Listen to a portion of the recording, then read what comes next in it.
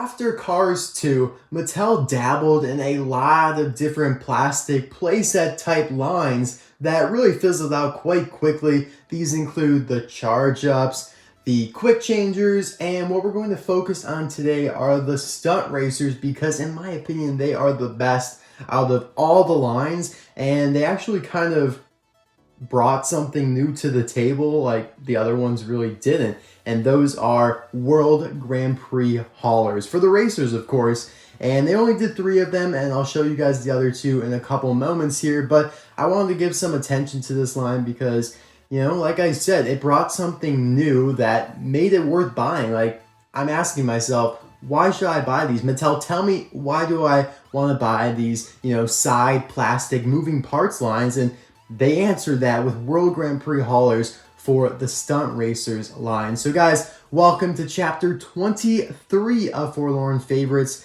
What is this, chapter 9 of season 2 now?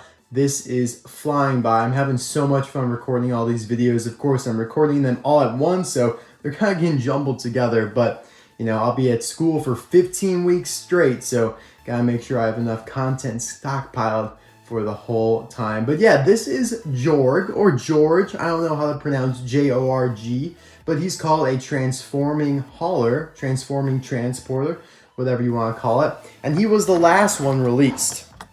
The first one was Sal, Francesco's hauler, and then Andre, Raul's hauler.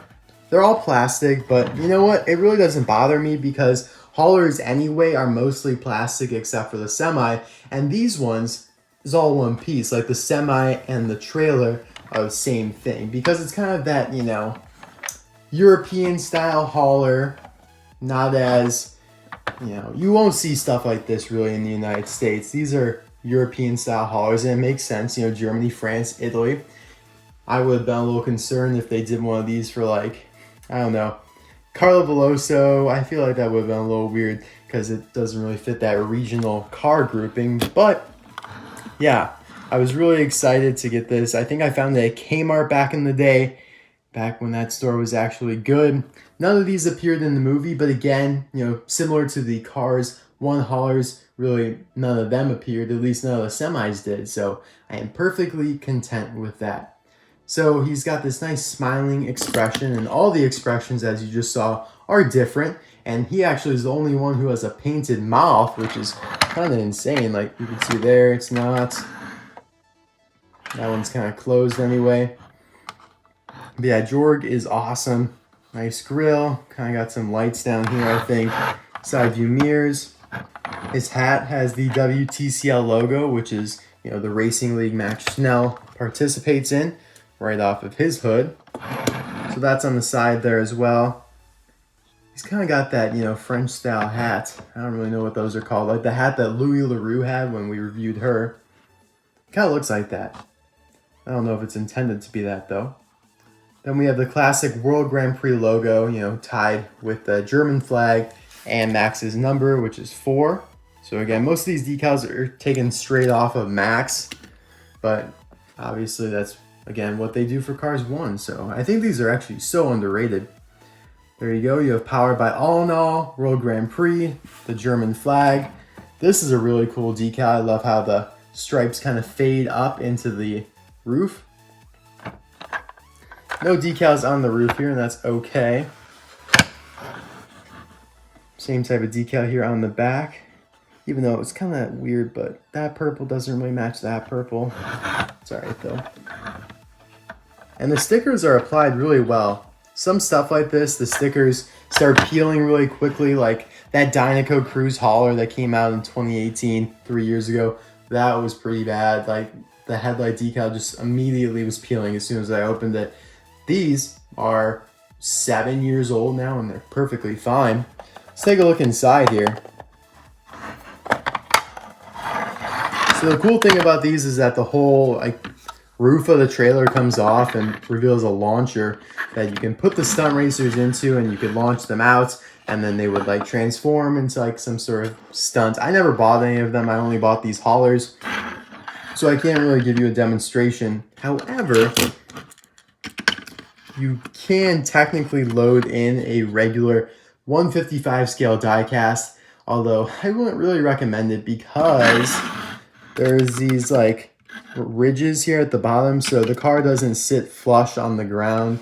So if you were to launch him, like, I mean, yeah, there's a chance that he'll, just kind of glide in the air and then his wheels will hit the ground. There's also a chance that he could go flying in the air and, knock your eye out. So we're not going to do that. I am sorry. But, you guys can pretend. Let's see if the launcher still works. I haven't probably launched this thing in years. Yeah, that's sharp. I think it's sling you. The other thing they always talked about with these was that you could tilt the launcher.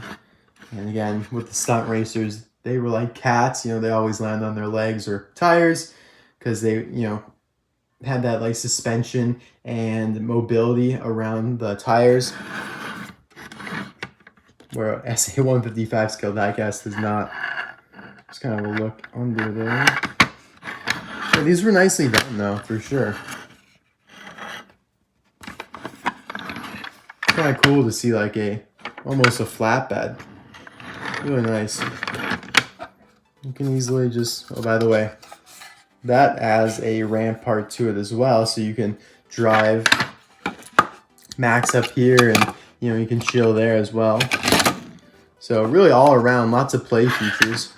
Let's put that back together. There was a Mac in this line too, but obviously didn't buy him because he wasn't special, unlike these. So that's awesome. We kind of have a whole Max Schnell team now, You got Autobahn, the crew chief, who was once canceled. Now Autobahn, in my opinion, is the most forlorn crew chief. Maybe season 3, maybe. Max Schnell's Pity, who's actually extremely rare nowadays, and I think he's the only World Grand Prix Pity that wasn't named upon release. Jeff's wasn't named either, but then when they re-released him, they named him. So yeah, he's looking good. He's looking good. He was released in that case with Japeth and Jay Schuster, which all together are on the verge of extinction. Woolly Mammoth style. So pulling in the other ones real quick, I already kind of showed them, but Raoul's hauler looks nice. I was debating, do I review Raoul's or do I review Jorg? And I went with Jorg because I believe, I'm not sure. I think Sal got released in some other plastic line. Francesco's hauler here. Please correct me if I'm wrong, but I think he did. I think him and maybe even Andre got released in some other line. But he has got a nice decal there with the Francesco signature. Also love that decal. So they really put a lot of work into Francesco, or Sal, Francesco's hauler, but the other ones were pretty formatted and just kind of copy and paste off the racer. And just for laughs and giggles, I do want to compare him to a couple haulers that we know and love, like Mood Springs hauler or Gil. So these are nothing alike, but for size comparison, I wanted to show you guys.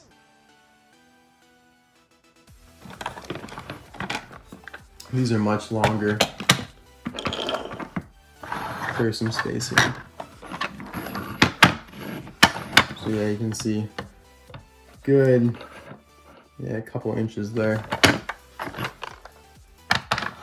Alright guys, well thank you so much for watching this chapter of Forlorn Favorites. Again, absolutely loving this series. So glad I decided to do a second season. I was really debating. I was like, do you guys really like it? Like, is it worth doing another season? And it most definitely was. So hopefully you guys feel the same, and I'll see you next Friday for another episode of Forlorn Favorites. Bye now.